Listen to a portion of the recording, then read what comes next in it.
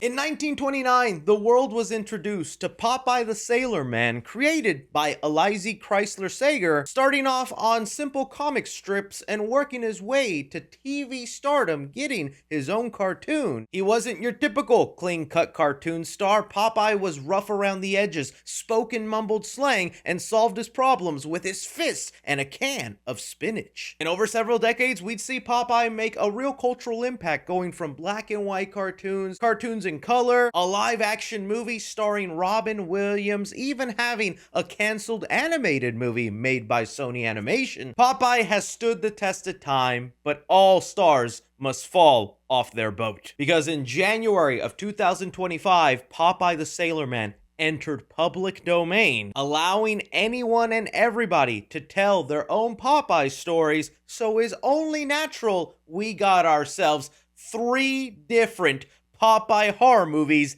in the year of 2025. Wasted no time whatsoever. I made the terrible decision to sit down and watch all 3 of these Popeye horror movies, so I'm gonna tell you what happens in them. The good, the bad, the ugly. How much spinach does he consume? So we'll be looking at Popeye the Slayer Man, Popeye's Revenge, and Shiver Me Timbers. I guess if we're gonna do this right, I better get into my tip-top Popeye form. I don't do cans of spinach. No, instead, if a gal is in trouble, I just bust out my handy dandy red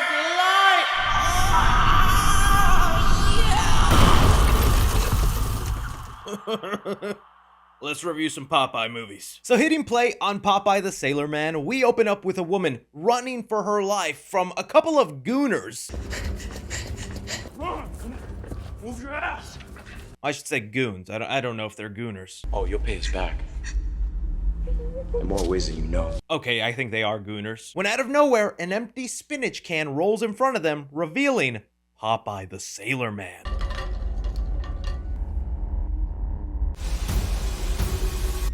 The practical effects in here aren't half bad. They're passable enough, except for like this guy who was killed off screen, cut to then just his body everywhere. And one thing you'll definitely notice about these movies, given Popeye's enormous strength, the #1 kill they love to do is the squeezing of the head.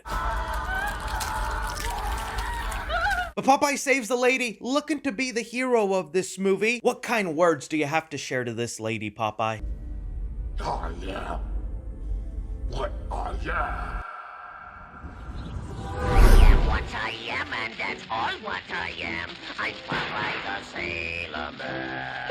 Yeah, like as soon as that happened, I had a Ratatouille moment where I flashed back to younger me as a kid and something triggered that I am what I am. That is one of Popeye's catchphrases, and somewhere in the deep depths of my mind, I remembered that. You know, Popeye wasn't something I actually grew up with. By the time I was growing up and watching cartoons, Popeye was already a very old cartoon show. But thanks to channels like Boomerang, I had seen my fair share of Popeye. And although it wasn't my favorite thing, I guess I watched enough of it to remember that glorious catchphrase. But this is then where we get introduced to the real cast of characters we'll be following along trying to fight against Popeye. Dexter. Oh, Dexter. Graceful and delicate as always. Here.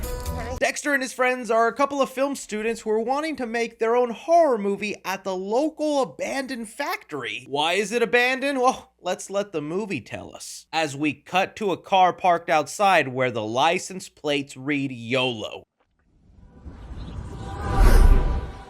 You only live once. Oh, that brings me back. You 6, 7 kids would not understand. We were screaming YOLO in the halls and then jumping off the stairs.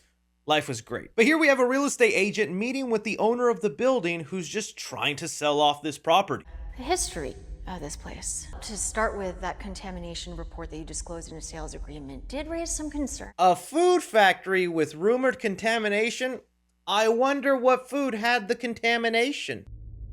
There was a spinach contamination. But since the factory's been abandoned all these years, it's been rumored that there is a ghostly figure haunting the factory, Popeye the Sailor Man. And this security guard who's doing his patrol is about to find out if the legend is real. You gotta be shitting me. All right. Yeah, that's how I'd react if I was in this movie too, dude. Popeye and the security guard tussling it up for a bit, ending with Popeye smashing his head like a watermelon. This is kind of what I want to take a gander at the design they chose for Popeye in this movie, since we get a better look at him. Looks like they went for a full prosthetic suit of a guy with just really big mask, really big arms, and just a simple sailor's outfit. All three of these movies have a different look for Popeye, and I gotta admit, I don't mind this one so much. It does look intimidating, but the face work looks so bad, I'd rather believe it's a mask than someone's actual look that they got from eating contaminated spinach. But we cut back to Dexter Tonight's the night. and his friends who are at a bar about to go out to film their horror movie in the factory, where they get warned by an old man. The Sailor Man is real, and he doesn't take kindly to visitors. This is such an overdone trope that I'm kind of sick of in horror movies. It's something that like started all the way back in like Texas Chainsaw Massacre. The old man at a gas station that would tell you, don't go any further. Don't hit down these woods or you're gonna get slashed. Don't want to go fooling around other folks' property. Some folks don't like it, and they don't mind showing you. And believe it or not, all three of these movies have the old guy warning trope. Why did I watch these? But it's at this bar where I feel like we meet the real villain of this movie, Joey. Even has his own evil score when he walks into the film. Hey, there's my girl. And is heavily implied he's physically abusive with his girlfriend. Even the way the scene ends on him. I'll call you later, babe. Haunting. But the friends finally make it to the abandoned factory, getting ready to film their movie, when they decide to split up just to kind of scope the place out, where one of them starts to see signs that Popeye is near. What does that smell? Oh, damn. The rolling spinach can is Popeye's version of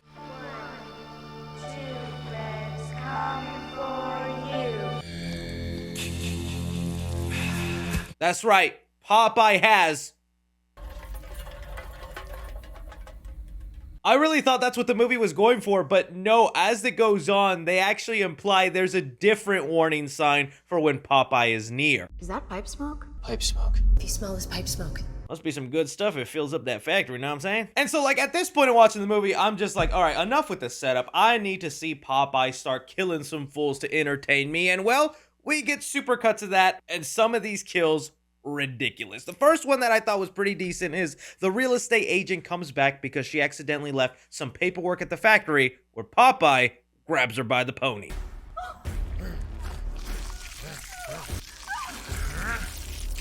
He finishes her off by throwing her in a trash compactor and smoking his pipe. This honestly set me up for some high expectations, because I was like, okay, that was kind of fun. I can't wait to see how the rest of these people die. There's a couple in here. Doesn't even get killed by Popeye, but the entity from Final Destination basically takes over. No, that's too far. No, please be careful. Just...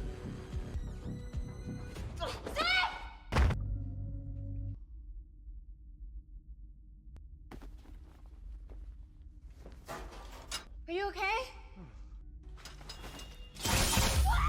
Popeye didn't even have to be there for this one. Well, at least the girlfriend is open game, and she does see Popeye from afar, sparking a chase sequence that ends with her falling in the same spot her boyfriend did and taking on those same rebar pipes. But here's where we cut back to Dexter and his girlfriend Olivia, who have come across Popeye's belongings since he's living in the factory, painting the picture that Popeye was just a regular factory worker that ended up falling victim to this contaminated spinach. But you're not ready for the plot twist. She's beautiful. You really think so? Before we get to that plot twist, we have Joey wanting to just beat up the guys who took his girlfriend away for a film project. Joey did come prepared, packing a Glock, and even encountering Pop. This is your chance, Joey. Make up for everything terrible that you... He shoots his own girlfriend over Popeye, and instead of helping out the girl, bro just runs away. All right, screw it. Just play his death scene, because I'm tired of this fool.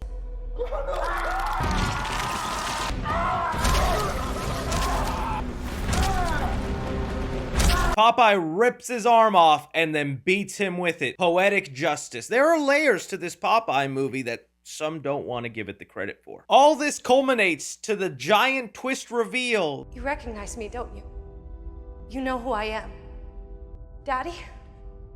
That Olivia, all along, was actually the daughter of Popeye and had no idea her father was still alive and living in the factory. I kid you not. That is the twist of this movie, and this revelation is supposed to completely change our mind and perception of this Popeye. The Popeye that was squishing heads, ripping body parts, killing innocent people. We now have to sympathize with the monster because it's not his fault he ate some kryptonite-looking spinach. Having the cops come in with the last remaining survivors and then promising, We'll come back for him. Get help. Popeye is a hero and he needs help.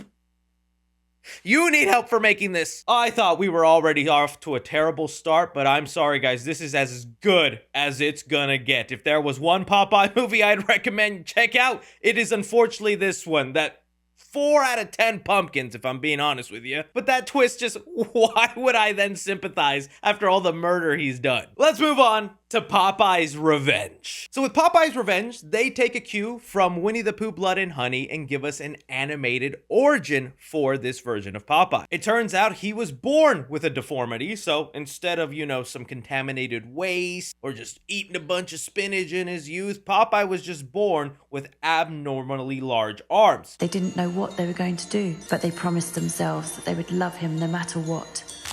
He was the little angel. But although his parents devastated, they still loved little Popeye and sent him off to school where he was bullied endlessly because of his arms, having Popeye snap one day and actually kill one of his classmates.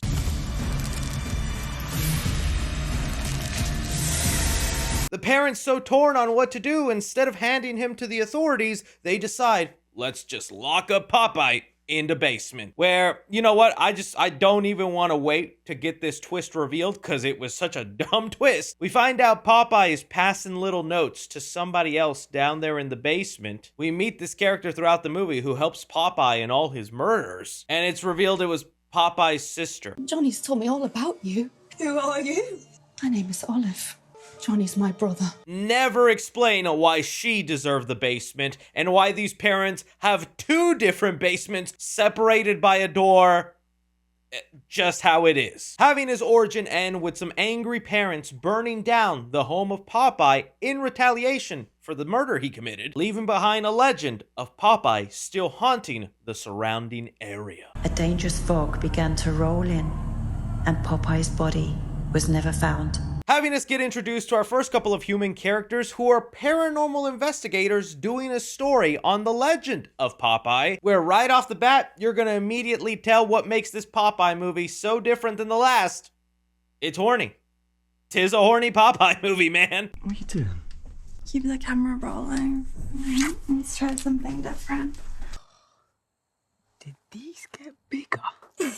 It quickly feels like this movie was not meant to cash in on Popeye, but maybe somebody was like, hire a couple of hot actresses, get them to take off their tops, say it's a Popeye horror movie. Bro is a genius, and bro is going to jail. But these OF paranormal investigators aren't lasting long because Popeye shows up with his signature weapon, an anchor. Yeah, that's kind of the cool thing about this Popeye. Because he's a sailor, he just has an anchor as his tool, which honestly, I think that's probably a really gnarly weapon. I just wish this version of Popeye looked a little better. Because of the origin of getting his house burnt down, they give this Popeye kind of a half-burnt look, which, you know what, might have been awesome, probably would have been cool. Not much other crazy prosthetic work. You can clearly see this is a real buff dude with just like enhanced arms, but throughout the movie, you will see that burned prosthetic just wiggle off like a piece of lettuce he left there after lunch. It's pretty funny and shows you the budget they were working with. We are then introduced to the rest of the friends who are attached to this paranormal investigating group who are just gonna spend a weekend in a cabin. But given this is a horror movie, you're not allowed to just go into the woods freely. No, you must pass the checkpoint of the old man warning you. Popeye's house. You're seriously going to Popeye's house? You've not heard the rumours about that place? Unbelievable. Do not go near that place. Seriously. Word of warning, stay out the fog. The other thing I thought was really funny with this version of Popeye, I mentioned how in the last Popeye movie, you did get a warning sign that Popeye was around, whether a rolling can of spinach or his pipe smoke. This Popeye, his warning sign, fog. If there's fog around the area, you can bet Popeye is soon to follow. So as long as the weather's all sunny skies and blue, you should be chill. Look, from the moment the sun goes down to when it goes back up again, fog. Get out of there now. They actually pulled out a forecast of just fog, fog, fog, fog. That weatherman's job must be very easy in that area. Oh, what's it today? Fog. Now with sports. As we wait for Popeye to do some more killing, though, we do get some drama in between the friend group, where Nick is clearly the Riz master of the group, as he has a girlfriend, but has been secretly seeing her friend behind her back. However, Kathy is tired of being the other girl, and she wants a little respect, dang it, okay? She is not gonna take this floosy life, and as a man, Nick, you must be very respectful and take her word seriously. Even her bagooglies are staring at you the entire conversation. Break up with Donna then. I'm sick of this being a secret, me and you. Let's make it real. Isn't it exciting though? You know, that you could get caught. Yeah. Maybe I do want to get caught. If you don't tell her, I will. The whole scene, they're just out looking at me. Popeye at one point, who was lurking in the back like a creep, even got tired of looking and decides to just grab the merchandise mid-kill. Why did they make these movies? I'd like to say that was like the top level goon moment of this movie, but we have only just hit the appetizer. Because we meet Dylan, who has a real crush on one of the friends in the group and decides, I'm gonna make my move. Kathy, I was thinking, we've known each other since we were 5. I'd like to know much more. What do you reckon? Can we go on a date? Give me that. Take that. You don't want to date me anyways. You can do whatever you want with that. Honestly, dude, as far as no's go, best case scenario, walk away, be happy with the situation. But bro's devastated. He's heartbroken. He put his heart out there, and all he got was a sexy pic. And let me tell you, he's not gonna let that pic go to waste. Buddy old boy starts gooning it at the dock, where Popeye is there to put the man to shame, make him a goner.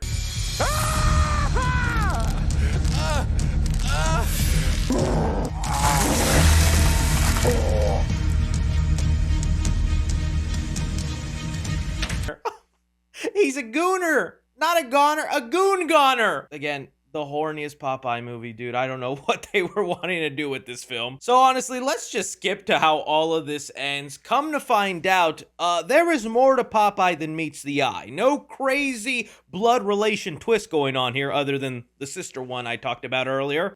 Instead, Popeye's origin is actually much more related to Freddy Krueger. We get the parents who have been in the background of the movie the whole time, racing to get to their kids who are out in the cabin because they know Popeye is real. And the reason they know Popeye is real is because when they took the justice system into their own hands and burnt down Popeye's house, Popeye has been haunting their nightmares, not threatening to kill their kids, not trying to kill them in their dreams, but blackmailing them into rebuilding his house. A week after his death, he was in my nightmares, and it turns out the people of Sweetville were having the same awful dreams. The dream was telling us to rebuild the house, for one person to own the land and the property at all times. I am not kidding you. That is what ends up getting revealed here, and the parents even admit they take turns building portions of the house, and once they're done, the Popeye nightmares will end. We decided to go in alphabetical order, with last names first, over who owned the land,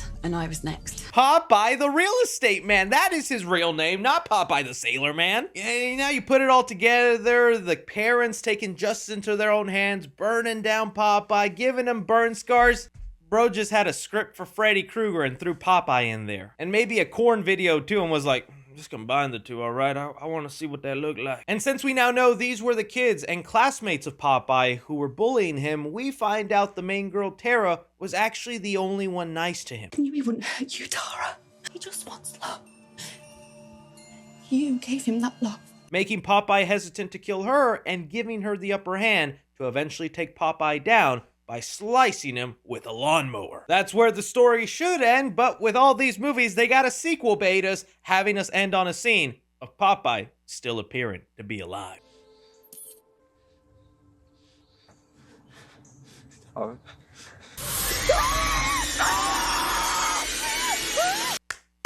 Really, I did not think it could get worse than the first movie we saw, but here it was. The unnecessary horniness of this movie just made it feel like they were trying to make a completely different film, stealing Freddy Krueger's origin and just giving it to Popeye, and the kills honestly weren't even all that impressive. I thought, yes, this is obviously the lowest bar. 3 out of 10 pumpkins. No way the next movie is as bad.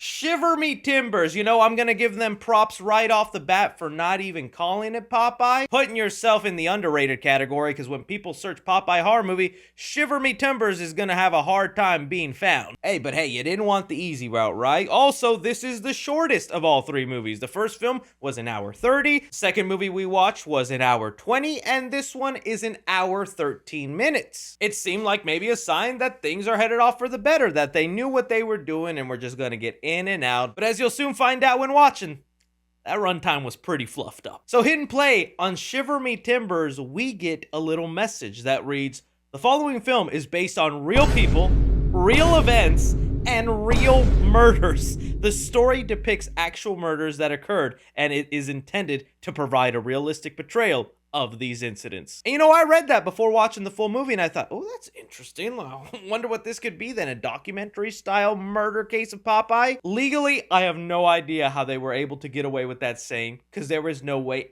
anything that happens in this movie actually happened to somebody else. But we have an opening scene that we've been getting kind of all right opening scenes so far. A woman chasing the factory, Popeye coming in and killing them. Last movie, we got an animated origin of Popeye. Okay, what do they have cooking up for us here?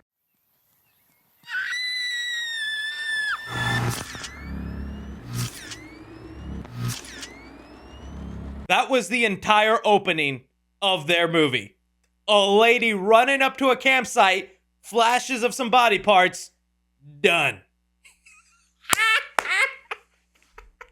Oh man, and you know what's crazy? I was talking about the runtime of this maybe being fluffed up. These opening credits take their time and it brings you back to the VHS days, which is just one of the many tricks to actually get this movie close to actual movie runtime. It becomes very apparent when watching this was probably a 40-30 minute movie. But once the credits are finally over, we're hit with another title card that reads 24 hours earlier. Because yeah, that opening really made you wonder, oh, what happened to that campsite? We find out and get told that tonight we are supposed to have Halley's Comet be visible in the night sky. And Halley's Comet is said to have all these weird mythological properties, strange things sometimes happen. After an absence of 76 years, the return of Halley's Comet creates an atmosphere of excitement and anticipation.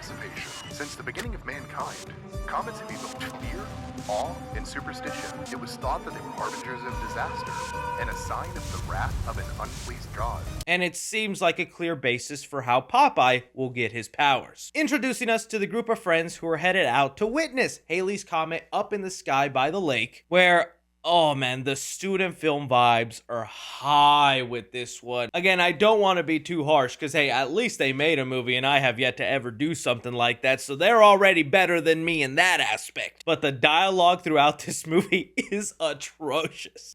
She's been acting a little strange the last few days. You don't say. What was that all about? She's definitely got someone in her mind. Though in the last few days, she's been acting weird. Before you know it, she becomes a monster. She starts fighting everyone. Like that chick from Alien! But they still follow a basic formula. They come across an old man before their destination. I wonder what kind of warnings this old man will have. You want to watch where you're going, kiddo? You here for the meteor shower? Yes, sir.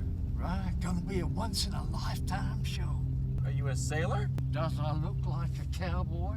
I am what I am. Okay, so this old man is not warning them of any danger or bad things. He just said Popeye's catchphrase. Yeah, that's right, ladies and gentlemen. We are actually looking at Popeye pre-Super Soldier Serum. That's what we have here, folks. They actually flipped the script on us, set us up with expectations. No old man warning here. Here, let me help you. Here you go. Meteors! They're evil. You don't understand. Don't understand. Bad things, real bad things are gonna happen. Ah, dang it. Never mind. We got the old man warning. But now with our basic setup out of the way, it's really just time for us to wait for Popeye to appear and start slashing some people and get some sort of entertainment out of this movie. But man, does this movie make you wait for it. It truly feels like a family home video that just someone propped up the camera and we're peeping in on the two brain rot cousins of the family having a conversation. Still, these people seem to follow the old school rule. If it's a horror movie, things gonna get a little horny.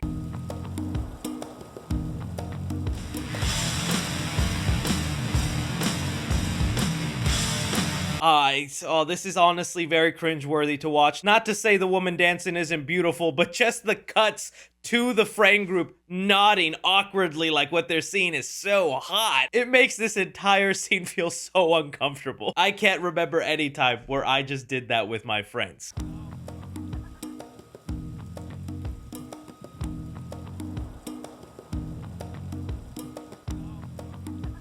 But with the awkward sex appeal out of the way, we finally get a look at this dangerous comet that is gonna be responsible for the origin of Popeye. And let me tell you, the thing is huge. The visual effects on this movie actually go pretty hard. That's the one thing Shiver Me Timber stands apart with the rest of these movies. They actually had a VFX budget and someone on the crew knew After Effects and they went hard. This shot of the asteroid, cinematic, amazing, and actually ends with a great gag.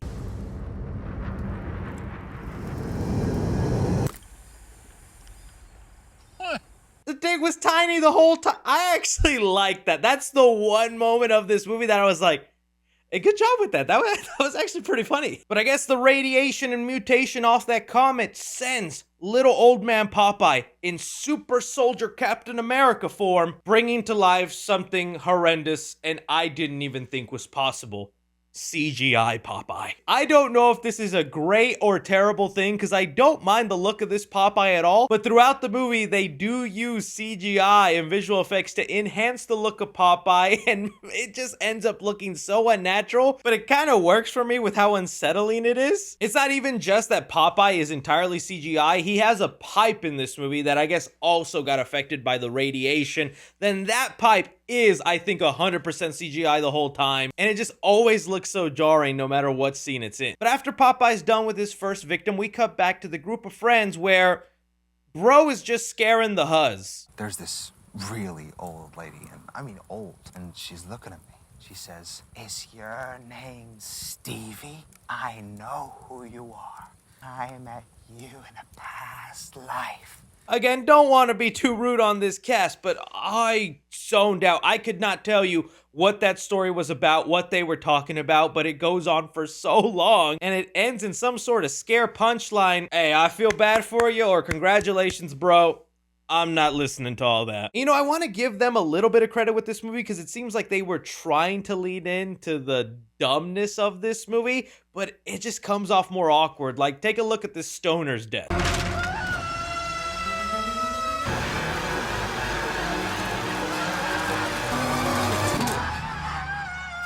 Laughably bad kill scene, a horrible sequence, and I didn't even show you how the scene ends.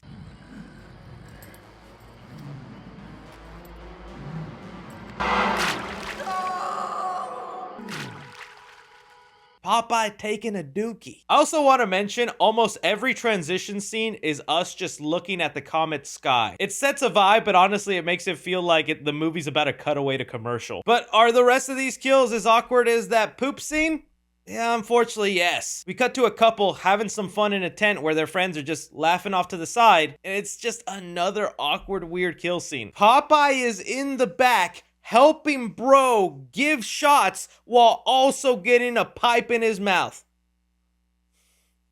These are words my ancestors never thought I would say out loud, but yet I am here in this timeline, telling you about it. Cutting to another awful shot that feels like it's about to give us a commercial. However, this leads us into another scene where I feel like they just added it in to fluff up the runtime of this film. Popeye has decided to sit at their campground, but they desperately need to get their hands on the keys in the tent. So one of them starts crawling, and it leads to this like 5-10 minute scene of just a character crawling and cutting back to the same loop of CGI Popeye over and over. I kid you not, this is how this whole scene goes.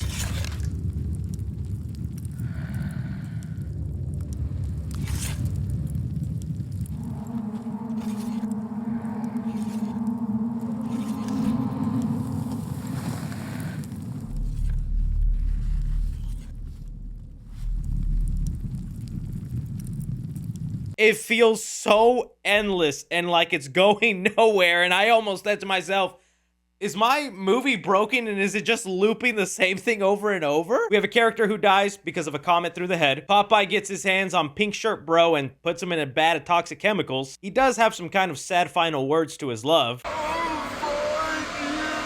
And one of the last surviving characters comes across a crazy old man who just happens to be prepared for Popeye, a character that didn't exist until earlier that day. But before that, he decides to go outside and investigate a weird sound, leading to another awkward kill.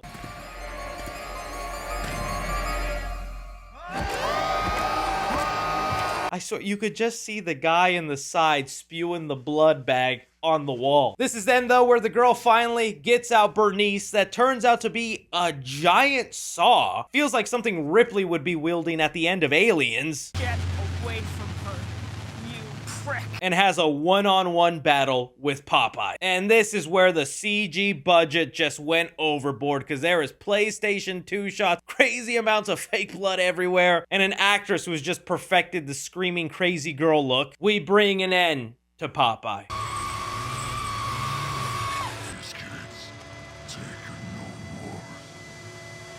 Or again, so we thought, because sequel bait is still a thing. We find out weeks later, Popeye's body was never recovered, and that there was rumors of similar killings happening in New York, where the final girl is making adjustments to her arm, so she's ready to fight Popeye, referencing one of the classics.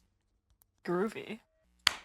I regret doing this entire video. You better have enjoyed this more than I did. Popeye, you deserve better, and I'm just hoping that someday one of the bigger studios can just give us the happy-go-lucky Popeye movie or show we deserve. Toss it off to you guys. Did you end up checking any one of these out? And if you did, which did you like? Don't forget to like, subscribe, follow me on Twitter at 3C Films or on TikTok at 3C Films. But as always, I'm Popeye. Take care.